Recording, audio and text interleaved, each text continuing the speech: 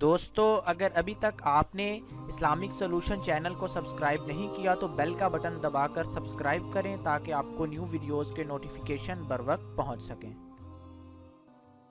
اعوذ باللہ من الشیطان الرجیم، بسم اللہ الرحمن الرحیم۔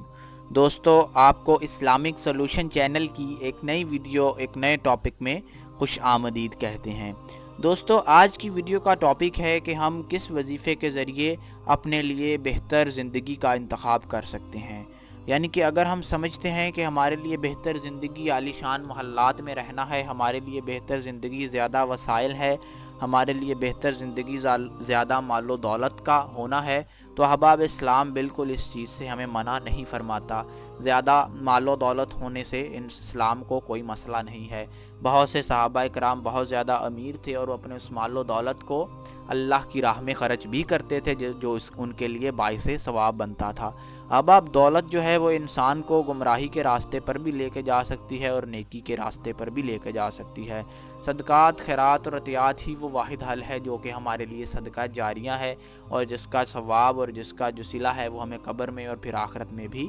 ملتا رہے گا۔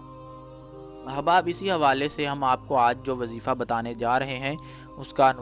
عنوان بھی یہی ہے جیسا کہ آپ کو پہلے بتایا گیا ہے۔ احباب یہ وظیفہ انتہائی مجرب اور بہترین ہے، جس کو آپ کریں گے تو انشاءاللہ العزیز آپ کی جو جملہ حاجات ہیں، جو آپ زندگی کو خوشحال کرنا چاہتے ہیں، تو جس قدر آپ خوشحال کرنا چاہتے ہیں اللہ پاک کی ذات بے نیاز ہے، وہ آپ کو ہر وہ چیز عطا فرما سکتی ہے جو کہ آپ مانگتے ہیں، اور کوئی چیز اللہ کی پہنچ اور اللہ کے بس سے دور نہیں ہے۔ بعض اوقات ہم بہت ہی لیمیٹڈ ہو کر ہم اللہ سے مانگتے ہیں، لیکن اللہ سے مانگنے میں ہمیں وسعت کا مظاہرہ کرنا چاہیے، ہمیں زیادہ سے زیادہ اللہ سے مانگنا چاہیے اور اللہ کی نعمتوں سے ہمیں فائدہ اٹھانا چاہیے، اور اس کے لیے ہمیں صرف یہ کرنا یہ ہے کہ ہمیں اللہ کے بتائے ہوئے طور طریقوں کے مطابق اپنی زندگی گزارنی ہے، اللہ کے بتائے ہوئے قوانین کے مطابق اپنے معاشرے کو ترتیب دینا ہے، اور اللہ کو سجدہ کرنا ہے، اور اللہ کے سوا کسی کو معبود نہیں ماننا، اللہ کے علاوہ کسی کا نظام نہیں ماننا۔ تو اللہ نے صرف اور صرف ہمیں اسی امتحان میں ڈالا ہے، اور یہی ہمارا اس دنیا کے اندر امتحان ہے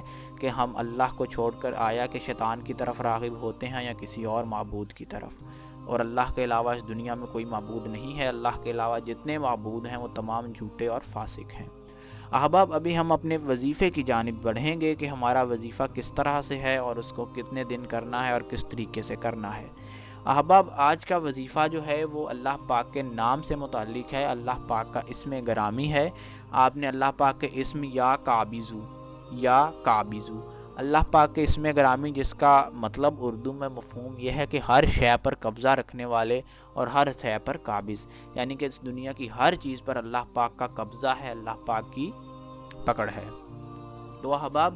اس اسم گرامی کو، اللہ پاک کے اسم گرامی کو جو شخص روٹی کے 50 ٹکڑوں پر لکھ کر 40 دن تک کھائے تو اس کو بھوک سے انشاءاللہ نجات مل جائے گی، اور اس کی جو جتنی جملہ حاجات ہیں، جس طرح کہ اگر کسی کی حاجت ہو سکتی ہے کہ اس کے رزق میں اتنی وسعت ہو اور وہ عالیشان محلات میں رہے، تو وہ ضرور انشاءاللہ العزیز پوری ہو جائے گی۔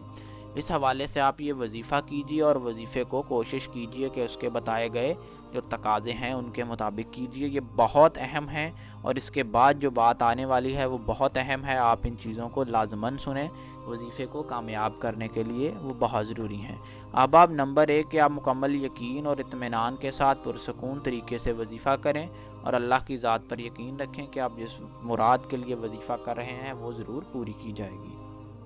دوسری چیز اور بہت اہم چیز یہ ہے